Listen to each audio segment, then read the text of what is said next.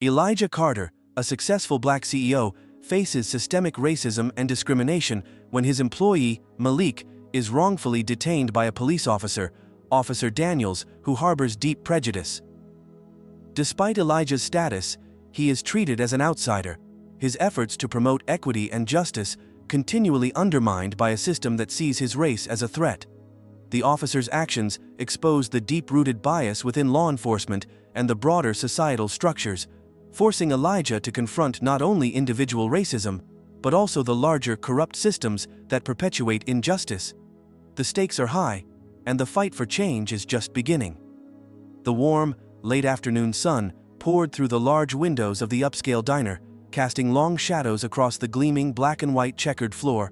Elijah Carter, one of the most respected CEOs in the tech industry, sat at a corner booth, the soft clink of silverware and the hum of quiet conversations around him barely registering.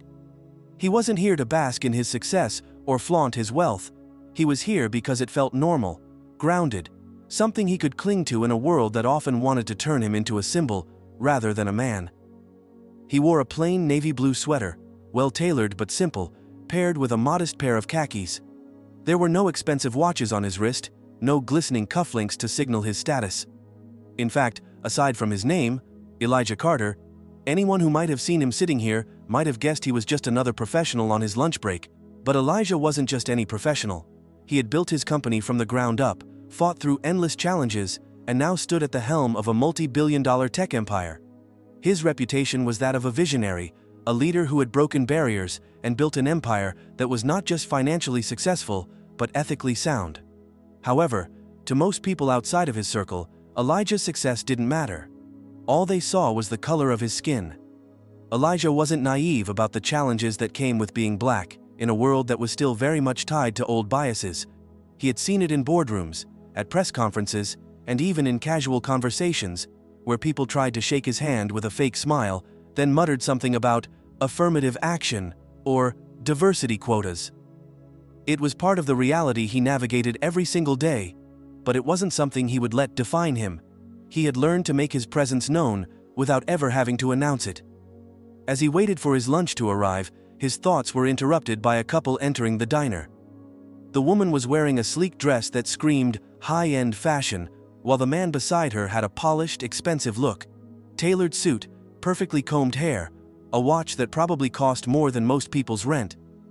They looked around for a place to sit, and the hostess, a young woman with a kind face, directed them toward a booth 2 tables down from Elijah's. There was something familiar about the woman, but Elijah couldn't place it. He turned his attention back to the menu, pretending not to notice the way the man glanced at him as they sat down. The man's gaze lingered for just a moment longer than necessary, a fleeting moment of uncertainty. Before his attention shifted to the menu in front of him, Elijah made a mental note of the moment, but quickly dismissed it. A few moments later, the waitress arrived with Elijah's sandwich, a simple turkey club, with a side of fries. She placed it in front of him and gave him a smile.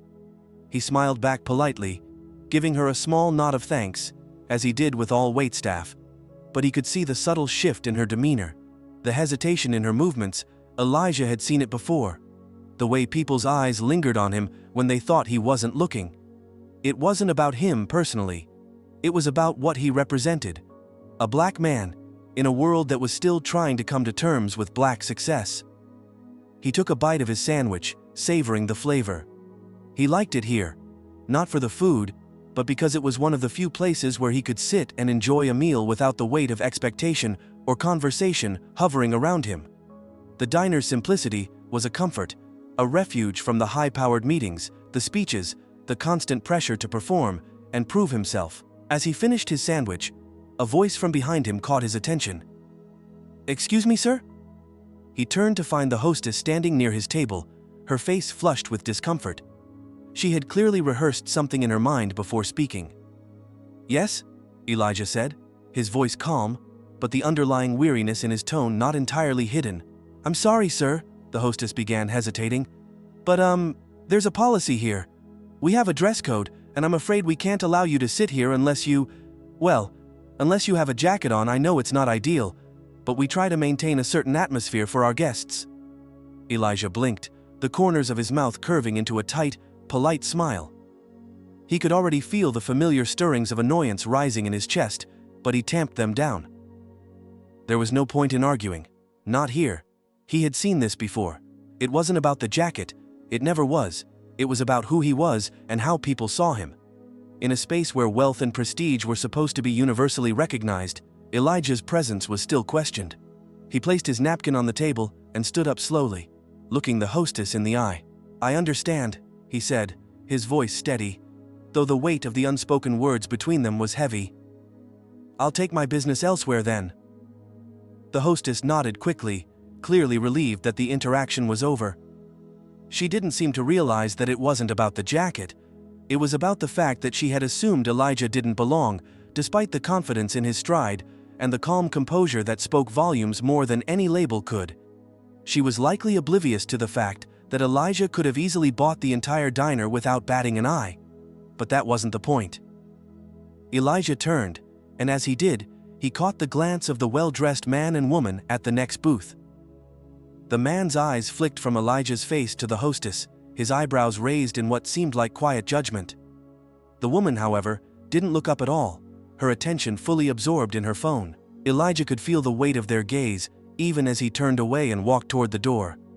He could have made a scene, confronted the hostess, but he didn't. He knew the type. People who didn't believe that someone like him, someone who didn't fit the mold, should have a seat at a table where only certain people belonged, and the last thing he needed was to feed into their narrative. He had a bigger game to play, and this moment was just another reminder that despite his success, he was still not fully accepted in the world he had fought so hard to carve a place in. As he stepped out into the bright sunlight, Elijah took a deep breath, trying to shake off the annoyance that still simmered under the surface. He wasn't angry, but there was an undeniable frustration that came with being constantly overlooked, constantly having to prove that he belonged.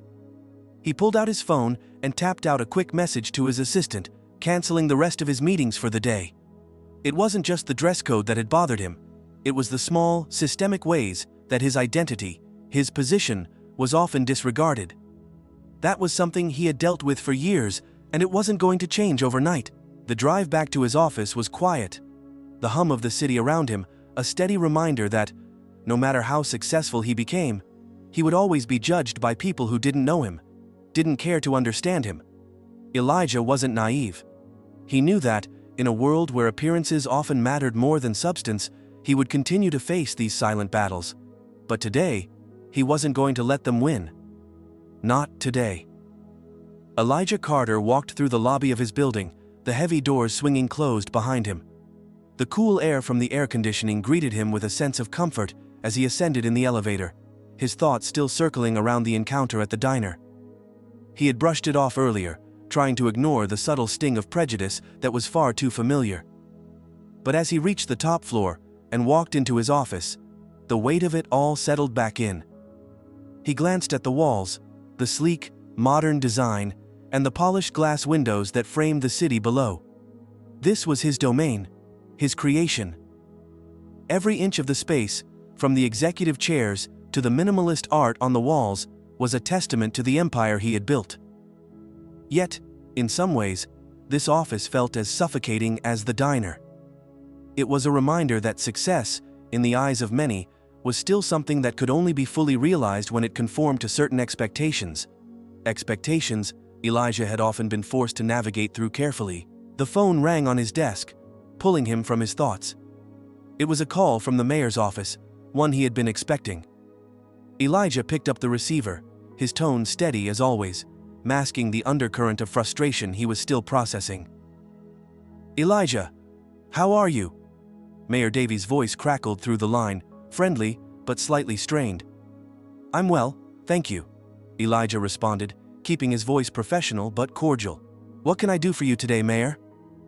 There was a brief pause on the other end, and Elijah could almost hear the mayor weighing his words. "I'm sure you've seen the news," the mayor began, his voice lowering slightly. "The city council has been putting pressure on me about the funding cuts. I wanted to talk to you about the proposal we discussed last week, your company's potential involvement. It's becoming a bit of a hot-button issue, Elijah. You know how these things can go." Elijah's jaw tightened. He had anticipated this call, His company had been involved in a groundbreaking initiative to address the digital divide in underserved communities, particularly focusing on providing affordable technology to Black and Latino students. But there were those in power who saw it as a threat, a disruption to the old ways of doing business. The funding cuts were a direct response to the pressure from people who didn't want to see such programs succeed. "I'm aware, yes," Elijah replied, his voice remaining calm. "But this project is crucial. The impact it will have on these communities, on the future of our young people, can't be overstated. We've already invested resources, time, and energy into making this work." "I agree with you, Elijah. But there's a growing sentiment from the council that your involvement might be seen as more of a political statement than a legitimate business endeavor. You know how people can be, and given your background." The mayor trailed off, clearly uncomfortable. Elijah had heard the insinuation before. "Given your background." It was always couched in polite terms, never overt, but always there. His success was always viewed through the lens of race, not merit. It was something he had come to expect, but it didn't make it any easier to stomach. "My background?" Elijah's voice remained level, though there was an edge now. "I'm trying to help underprivileged communities, Mayor. That's not a political statement, it's a moral one. People's lives are at stake. Do you want to help, or not?" "I do," the mayor quickly replied, his voice rising slightly. "But there's a lot of pressure from other council members. Some are saying that your company's initiatives, while admirable, could be seen as divisive. There's a fear that it might anger certain voters." Elijah exhaled slowly, feeling the familiar pulse of frustration rise within him. Divisive. The word echoed in his mind, a reminder of how easily his efforts to make a difference could be twisted into something nefarious simply because of who he was. He clenched his fist around the receiver, the cold metal of the phone digging into his hand. But he held his temper. It wasn't the mayor he was angry with. It was the system, the people in power who saw his efforts not as an opportunity for real change, but as a threat to their own grip on control. "I'll be at the council meeting tomorrow," Elijah said firmly, his voice steady. "I expect you to stand by your word. You know what's right." There was a long pause before the mayor responded. "Of course, Elijah, I'll do my best." "Good. We'll see you there." The call ended, and Elijah sat in the silence of his office for a moment, his mind whirling. He couldn't help but think about how, despite all his accomplishments, it always seemed like the rug could be pulled out from under him at any moment, whether it was through the subtle, systemic barriers in the corporate world, or, as it seemed now, the political world. The next day, Elijah found himself sitting in a packed city council meeting room, the air thick with tension. As he walked in, several heads turned, some with welcoming nods, others with cool, almost judgmental glares. He had grown used to it over the years. To many people, he was a reminder that the established order was being challenged, and that was a threat to some. As he made his way to the front, a few whispers followed him, people trying to figure out who he was, why he was there. Some recognized him, others didn't. Elijah had long since learned how to stand in spaces where his presence was questioned. But today, he could feel the weight of every set of eyes on him, assessing him as if he were a curiosity, not a person.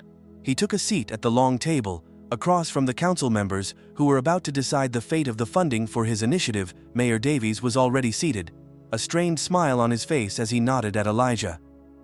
"Elijah," the mayor greeted him quietly. "Glad you could make it." Elijah gave him a tight smile and nodded in return.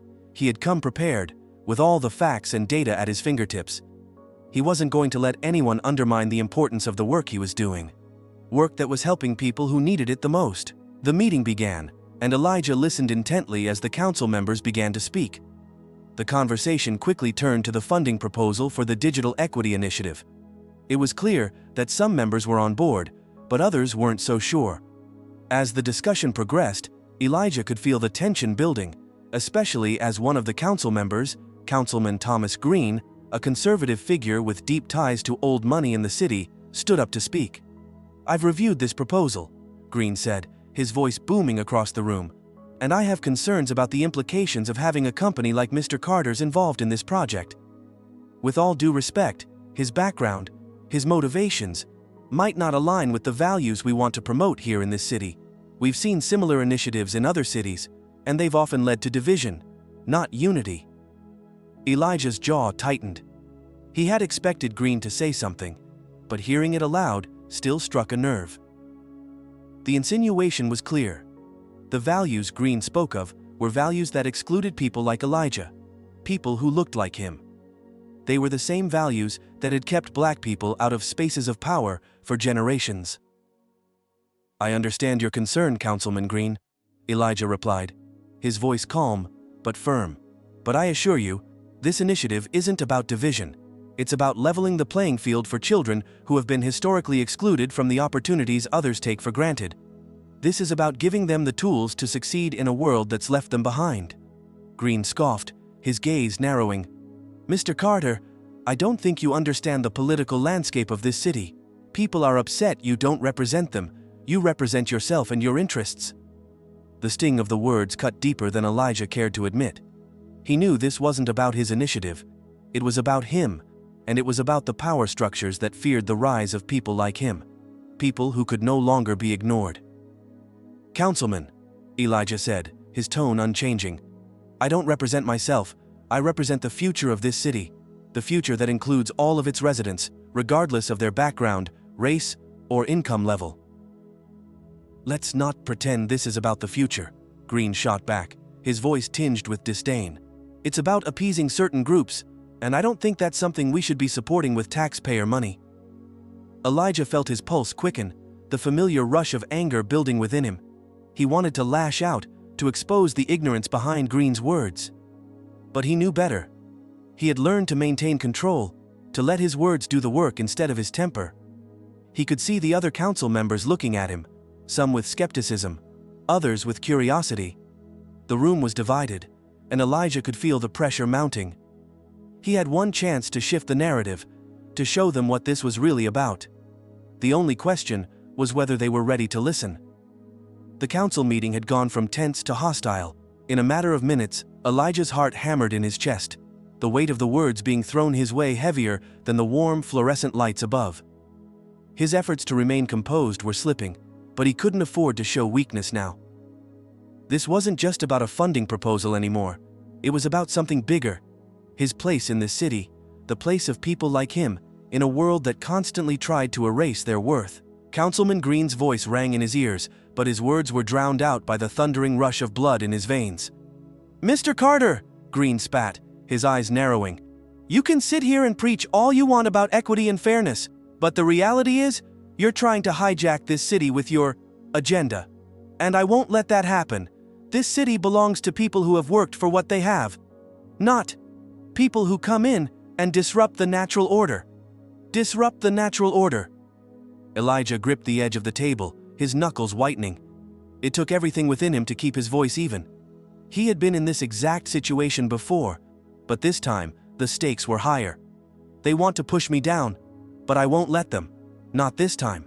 I'm not here to disrupt anything," Elijah said, his voice cutting through the murmur of the room. "I'm here to lift people up. I'm here to give those who've been left behind the chance they deserve.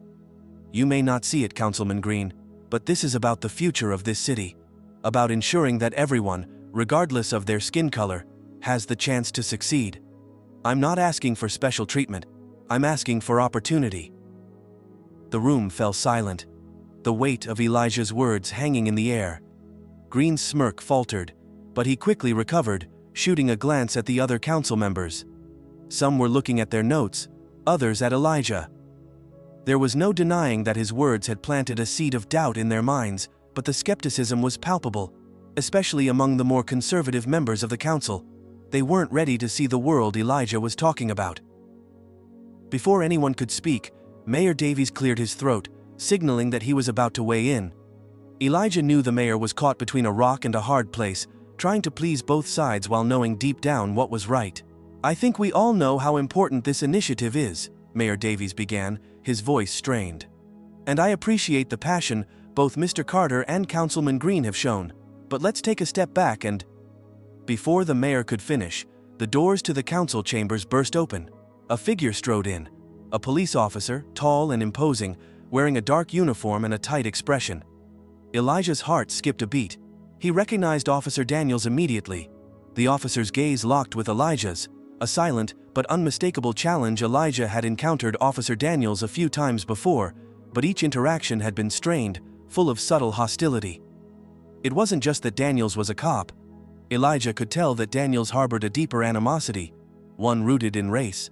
"I'm sorry to interrupt," Officer Daniels said, his voice loud and firm, echoing through the chamber.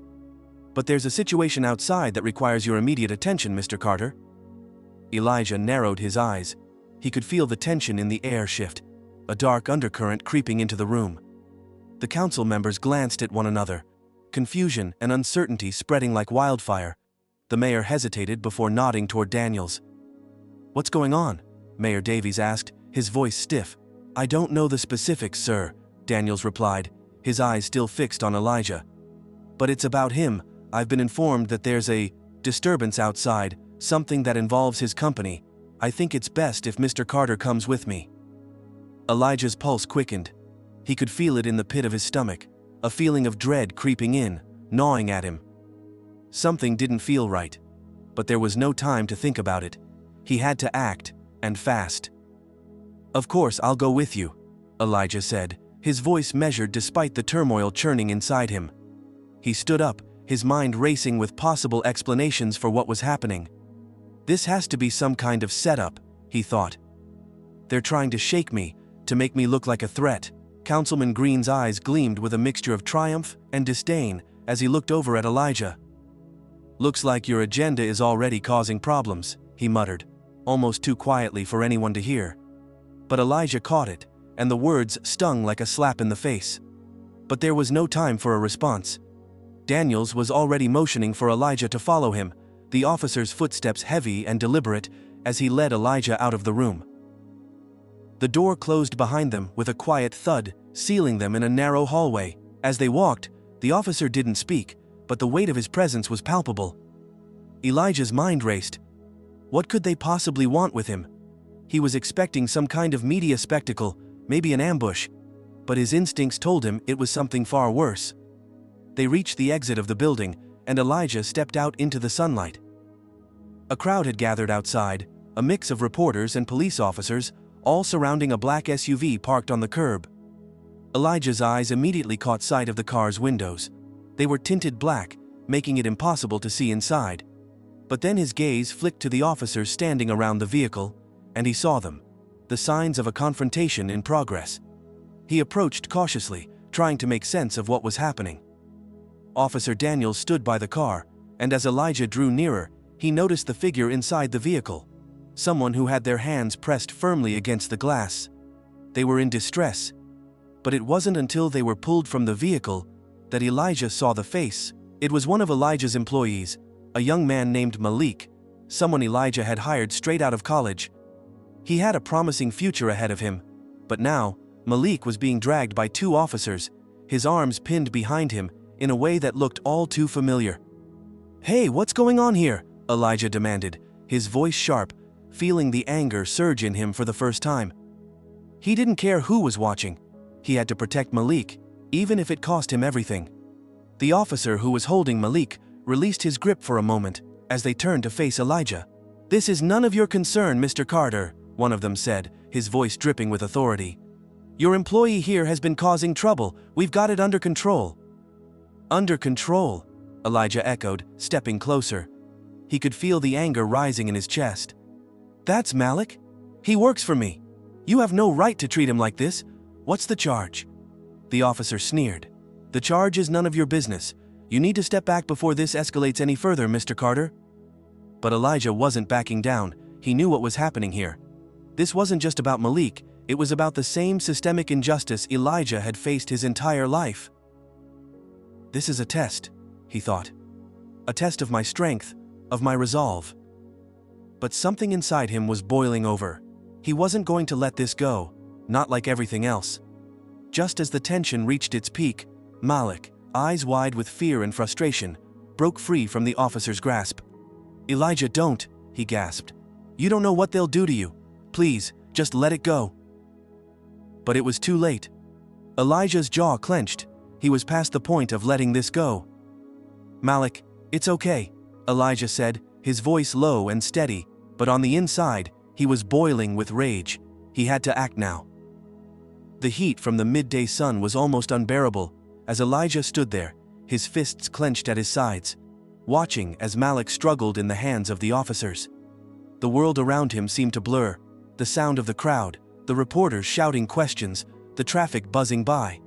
It all felt distant, like a dull roar in the background of a nightmare. His focus was razor sharp, zeroed in on the injustice unfolding in front of him. The officers had him. Now Malik's face was twisted in pain, his hands pinned behind his back in a way that could only be described as forceful, unnecessary. Elijah could see the fear in Malik's eyes, the helplessness in the way he held his head low, trying to escape the humiliation of it all. But Elijah wasn't about to let this go. He couldn't. "What's the charge?" Elijah demanded again, his voice rising, filled with authority. Officer Daniels, standing next to the others, gave him a cold look, his jaw tight, but he didn't speak.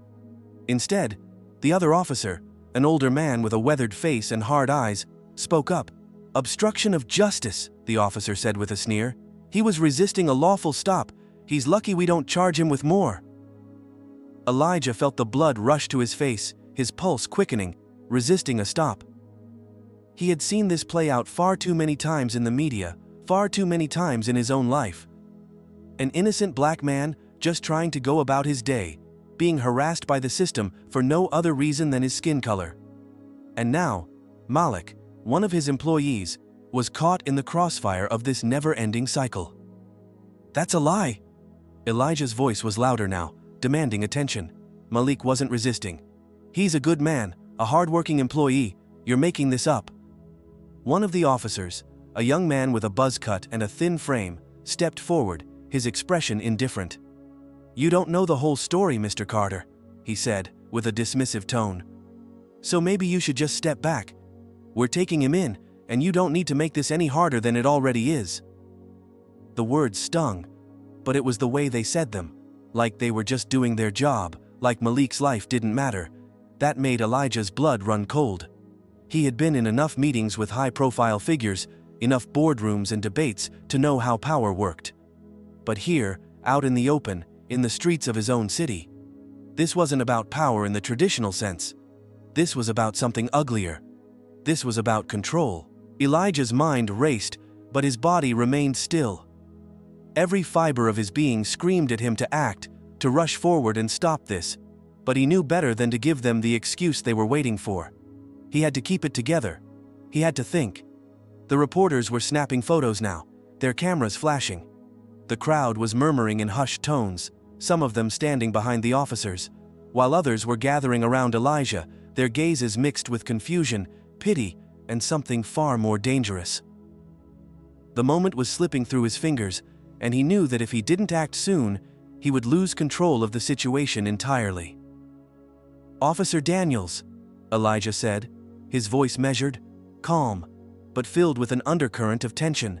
"What are you going to do when the public sees how you're treating an innocent man? You think they'll just sit back and let you destroy his life like this? You know what's happening here.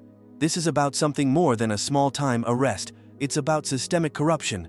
It's about the reality that men like Malik get treated this way because of the color of their skin, and I won't let it happen anymore." Daniels stiffened, his gaze narrowing. For a moment, Elijah saw a flicker of uncertainty in the officer's eyes, but it was gone just as quickly, replaced by an icy mask of resolve. "I'm not here for your speeches, Carter," Daniels snapped. "You need to back off before this gets ugly." Ugly. The word felt like a challenge. Elijah could feel the hairs on the back of his neck rise as anger bubbled beneath the surface. He had spent years building his company, fighting for what he believed was right. And now, with one look, Officer Daniels was trying to make him feel powerless, to make him feel like he was just another person who had no place in this world. But Elijah wasn't backing down. Not now. "I'm not going anywhere," Elijah said, his voice low but resolute. "And neither is Malik. You're going to release him, and I'm going to make sure everyone sees what you've done here." At that moment, Elijah noticed someone in the crowd. Mitchell, one of his top lawyers, who had been quietly watching from the sidelines. Mitchell's eyes met Elijah's, and without a word, he stepped forward, moving toward the officers. He was hesitant, clearly uncomfortable with the scene, but there was something in his gaze that made Elijah nod. He had an ally in Mitchell, even if the situation was far from ideal. "Elijah, we need to be careful," Mitchell said softly as he approached the group. "This could escalate quickly. We've got to stay calm, especially if you want to protect Malik." "I know," Elijah muttered, his eyes still fixed on the officers. "But we can't let them do this. Not again." As Mitchell spoke to one of the officers, trying to reason with them, Elijah's mind was racing. There had to be something he could do. He couldn't just let Malik be dragged away without a fight. There had to be a way to expose this, to make sure people saw the truth. Then, as if on cue, Elijah saw a flash of movement from the corner of his eye. One of the reporters, a woman with short blonde hair, was stepping toward him, a microphone in hand. She had been following the scene from the beginning, capturing the chaos on camera. Elijah felt a wave of realization wash over him. This could be his moment. Without thinking, he stepped toward the reporter, his body already moving before his mind fully processed it. "Excuse me," he said, his voice now loud enough for the crowd to hear. "I'm Elijah Carter, and I'm not going to let this injustice go unnoticed." The reporter's eyes widened, and she quickly raised the microphone toward him. "Mr. Carter, what's happening here? Why is this man being arrested?" Elijah took a breath, steadying himself. "This man, Malik, is an employee of mine. He's being unjustly detained by these officers, simply because of his race. The real question is why this is happening. Why is the system targeting people like Malik, people who haven't done anything wrong? Why is it that black people, regardless of their standing, are constantly subjected to this kind of treatment?" The crowd fell silent, the tension in the air thickening as Elijah's words echoed through the street. The camera flashes started to pick up again, snapping photographs of the moment. But Elijah wasn't just speaking for the crowd or for the reporter. He was speaking for everyone who had been silenced by the system for too long. He turned to face the officers. "You can try to make this go away. You can try to ignore what's happening right here in front of you. But the people won't forget. You may control the narrative for now, but I'll make sure the truth comes to light." For a moment, everything seemed to freeze.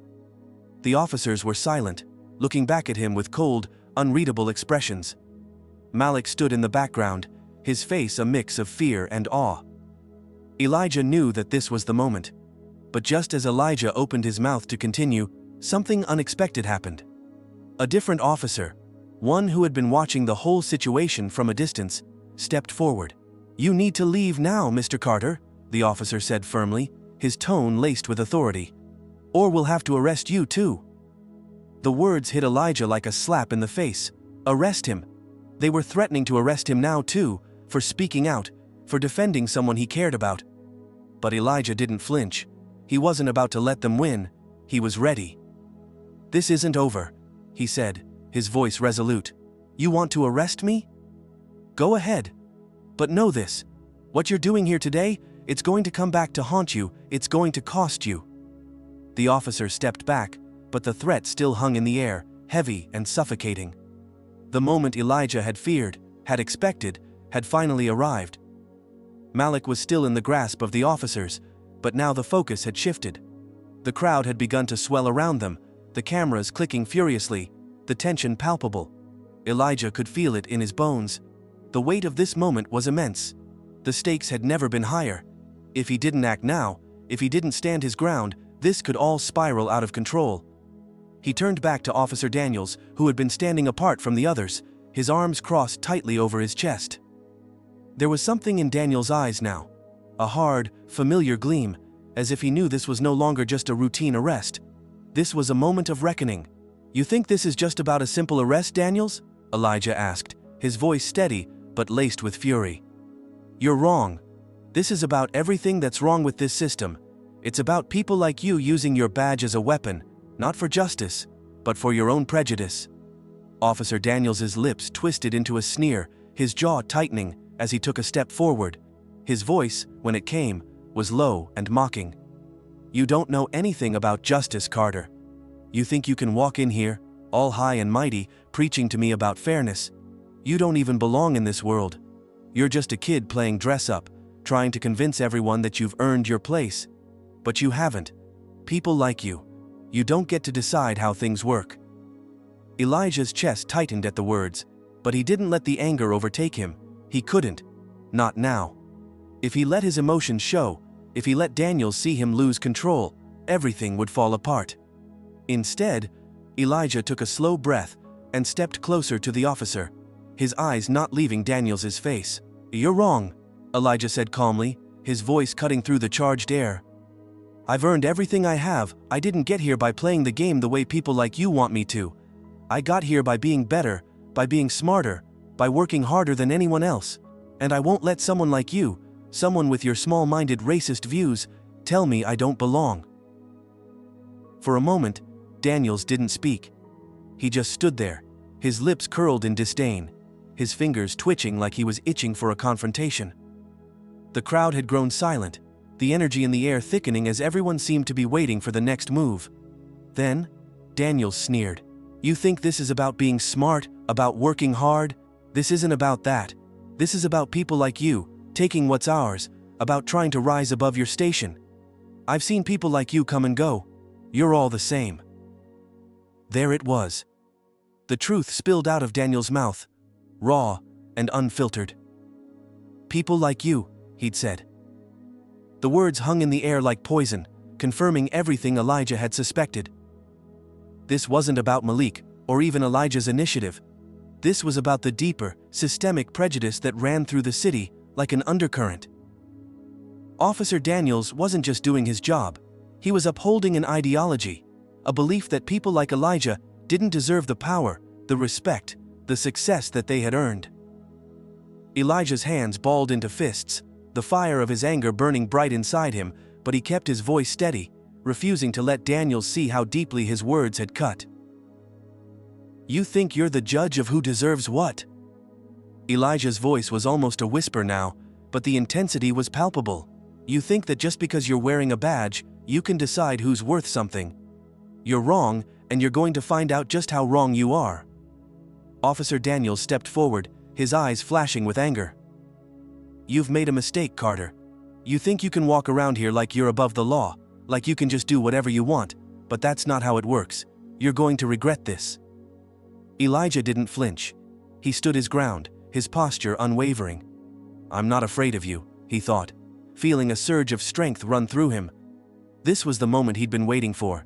His chance to stand up, to push back against everything that had kept people like him down. The injustice, the prejudice.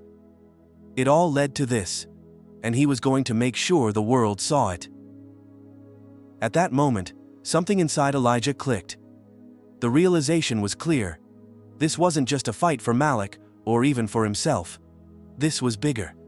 This was a fight for everyone who had ever been told they didn't belong, for everyone who had been made to feel small, powerless, and he wasn't going to let Daniels, or anyone else, take that from him.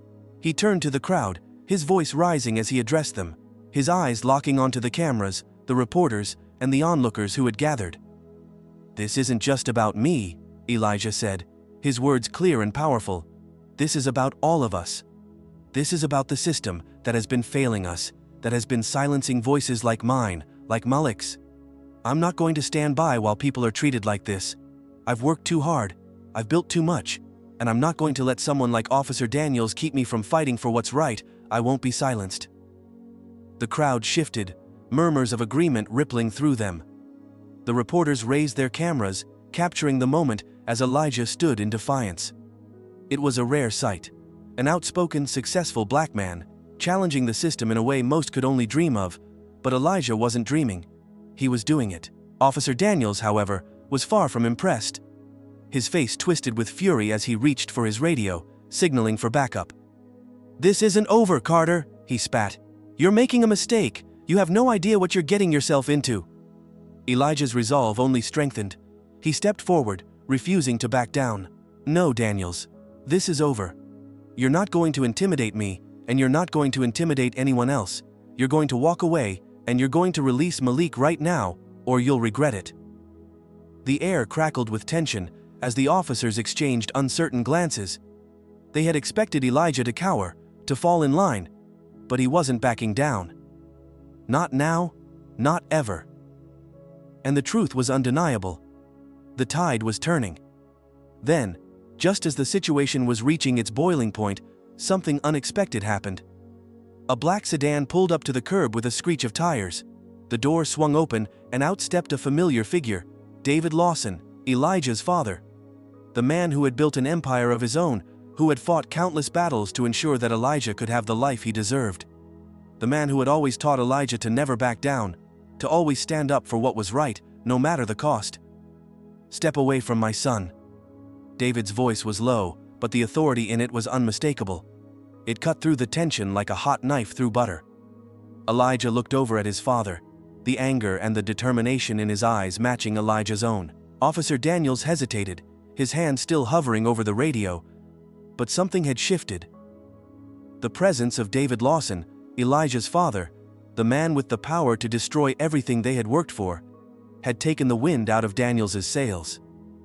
The officers around them shifted uncomfortably, unwilling to escalate things further. "You're making a mistake, Daniels," David said again, his tone unwavering.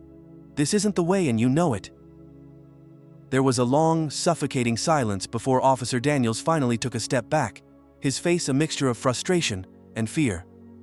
He glanced around at the other officers, then nodded reluctantly.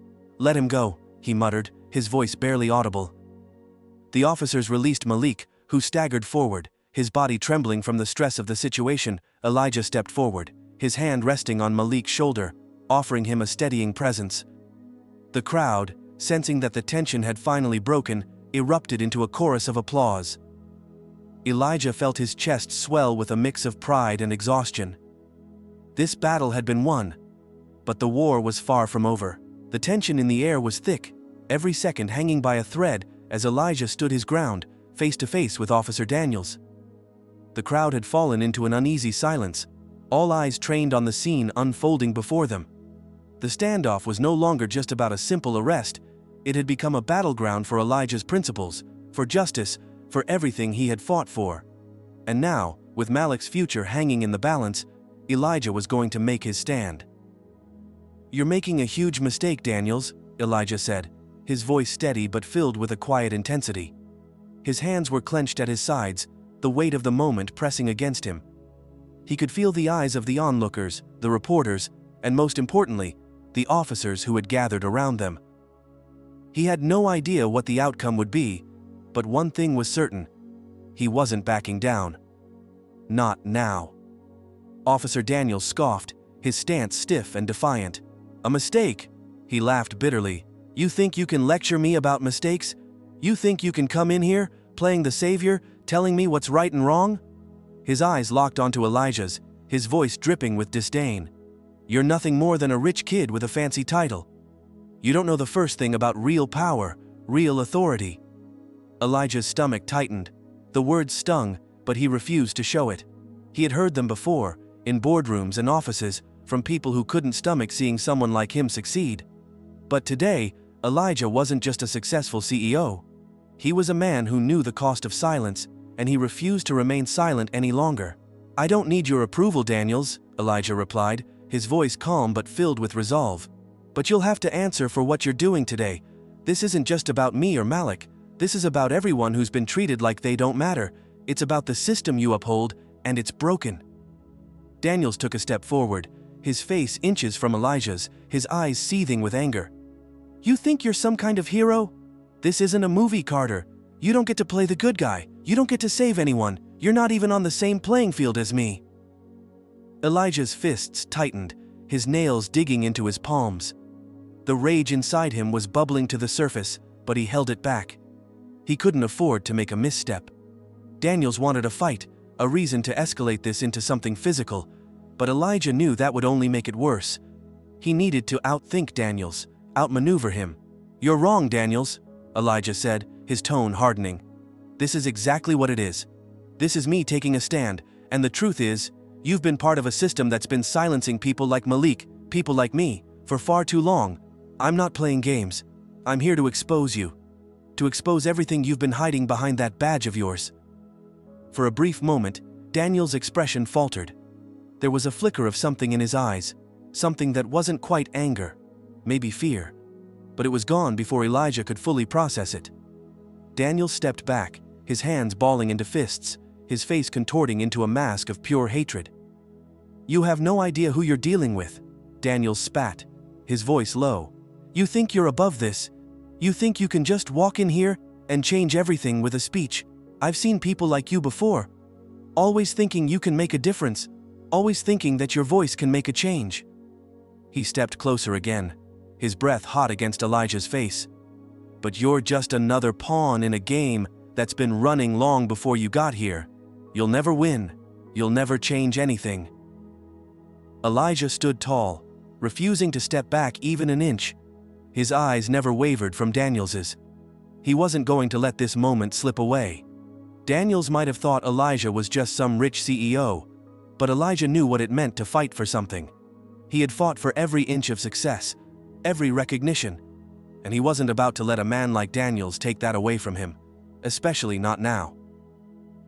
"You're right about one thing," Elijah said, his voice cutting through the air. "I am different from the people you're used to. I'm not just a pawn. Daniels, I've built something, and that's what scares you. It's not me. It's what I represent. I represent change. I represent the people who've been overlooked for years, the people who've been silenced by guys like you. I'm not going anywhere, and neither is Malik. So, you're going to let him go now." Daniel's face twisted into a snarl, his eyes filled with fury. "You think you have the power to control this situation? You think you can just walk up and give me orders like that?" His hand shot out, grabbing Elijah by the collar of his shirt, pulling him closer. "You don't get to tell me what to do, Carter. You're nothing. Just a flash in the pan. You're not even in the same league." The heat of Daniel's anger radiated through Elijah's skin, but he didn't flinch. His jaw tightened as he stared back at the officer, the words weighing heavily on his mind. This was the moment, the tipping point. Elijah could feel the eyes of the crowd on him. He could hear the low murmurs and whispers, the tension thickening in the air. He wasn't going to let this man break him. With a swift motion, Elijah grabbed Daniels's wrist, pushing it away with the strength of someone who had spent his entire life fighting to prove his worth. The officer's grip loosened, and for a brief moment, Daniels seemed surprised by the force behind Elijah's movement. "I'm not your enemy, Daniels," Elijah said, his voice firm. "I'm the truth you're afraid to face. You're just a cog in a broken machine, and I'm done watching it grind people like Malik into dust. You don't get to control this anymore." The crowd had gone silent, the weight of Elijah's words hanging heavily in the air. Even the officers seemed to hesitate, unsure of how to respond. It was as if Elijah had just shifted the entire balance of power in the room. Daniels, clearly rattled, took a step back, his hand going to his belt, his fingers hovering near his gun. But Elijah wasn't afraid. He knew what Daniels was trying to do. He was trying to provoke him, trying to escalate this into a confrontation that would give him the upper hand. But Elijah had one thing Daniels didn't: control. "I'm not afraid of you," Elijah said, his voice steady, "and I'm not afraid of the system you represent. It's broken, and it's time for it to change." Elijah took another step forward, his eyes fixed on Daniels. But before he could say another word, something unexpected happened. Another officer, this one taller, older, with graying hair, stepped forward, his hands raised in a gesture of calm. "Enough," the officer said, his voice commanding but not threatening. "Let's all just take a step back." The officer's presence was calming, and for a moment, the tension in the air seemed to dissipate, though it still hung heavy in the background. Elijah didn't take his eyes off Daniels, but he didn't move. He had made his stand. It was clear now. This wasn't just about Malik. It was about the whole system that allowed men like Daniels to act with impunity, to abuse their power without consequence. "Release Malik," Elijah said, his voice carrying through the air. It wasn't a plea. It wasn't a demand. It was an ultimatum. Now. The officer who had intervened glanced at Daniels, then back at Elijah. For a moment, everything seemed to freeze. The crowd was still, the tension unbearable. Then, with a reluctant nod, the officer stepped back, signaling for the others to do the same. Malik was freed. His arms were still sore from the struggle, but his eyes, filled with gratitude and disbelief, met Elijah's. Elijah reached out a hand, steadying him as he stepped forward. But even as the officers moved away, Elijah knew this wasn't over. This was just the beginning. The fight wasn't won yet. The system would fight back, and there would be more battles ahead. But for now, Elijah had proven a point. He had stood his ground, and in doing so, he had exposed the truth. But as the crowd began to disperse, Elijah felt a nagging sense of uncertainty gnaw at him. What would happen next? Would the city back him? Would they allow him to keep pushing for change, or would they try to silence him once again? The dust had settled, but the air was still thick with tension. Elijah stood in the midst of a growing crowd, his hand still resting on Malik's shoulder, offering the young man reassurance. The officers had stepped back, the crowd murmuring with a mix of disbelief and approval. It had been a close call, but Elijah had won. For now. Officer Daniels, his face red with frustration, stood a few feet away, his jaw clenched tight. His eyes were filled with contempt. But there was something else too. Something Elijah recognized as fear. Fear of being exposed, of losing control. For a moment, no one moved. The officers were silent, their hands still resting on their belts, unsure of what to do next. The tension was palpable, but it didn't last long. The older officer who had intervened, a seasoned cop with an air of authority, spoke up. "Let him go," he said to Daniels, his voice firm and unyielding. "This ends now." Daniels hesitated, his gaze flicking from the older officer to Elijah, who stood tall and resolute, refusing to be intimidated. The realization began to sink in. He wasn't the one in charge anymore. The power had shifted. "I'm not going to let this go, Daniels," Elijah said, his voice low but clear. "You're going to answer for what you've done. You can't keep hiding behind that badge." With a frustrated sigh, Daniels reluctantly turned and walked away, his shoulders tense with defeat. The crowd seemed to breathe collectively, the weight of the moment finally lifting as the officers began to disperse. It wasn't over yet. There would be paperwork, follow-ups, and plenty of challenges ahead.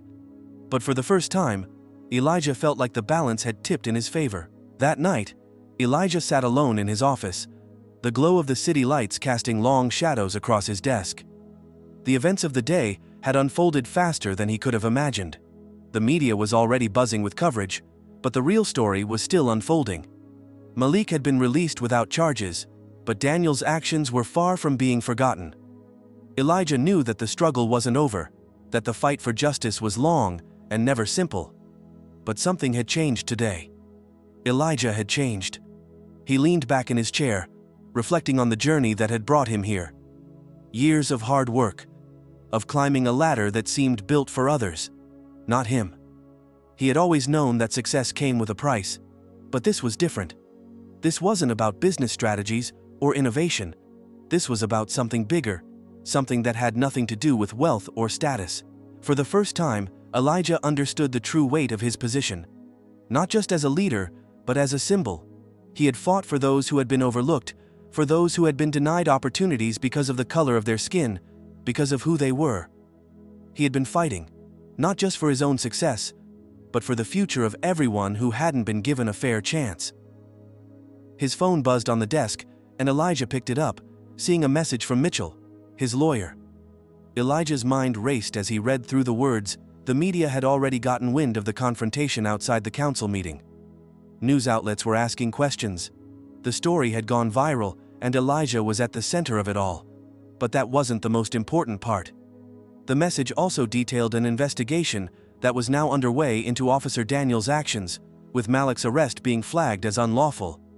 The higher-ups in the police department had already taken notice. The wheels of change were beginning to turn. The following days were a blur of meetings, interviews, and phone calls. Elijah had anticipated resistance, but the support that followed the incident was overwhelming. The footage of the confrontation outside the council meeting had circulated online, and the public reaction was swift.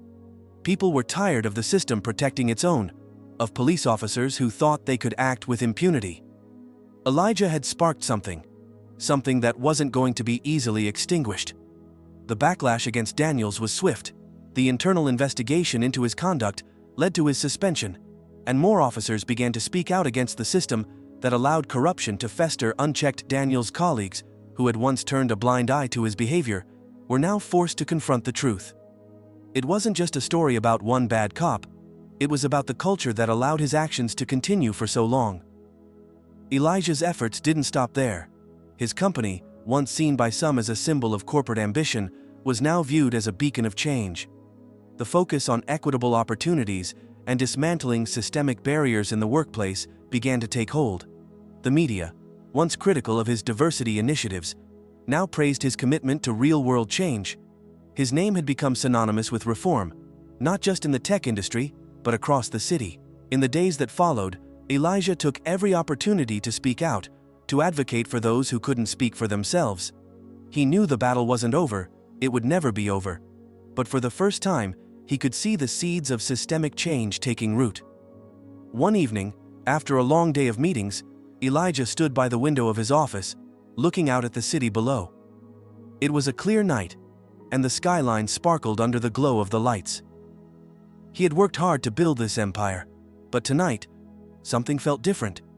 He wasn't just looking at a city he had helped to shape.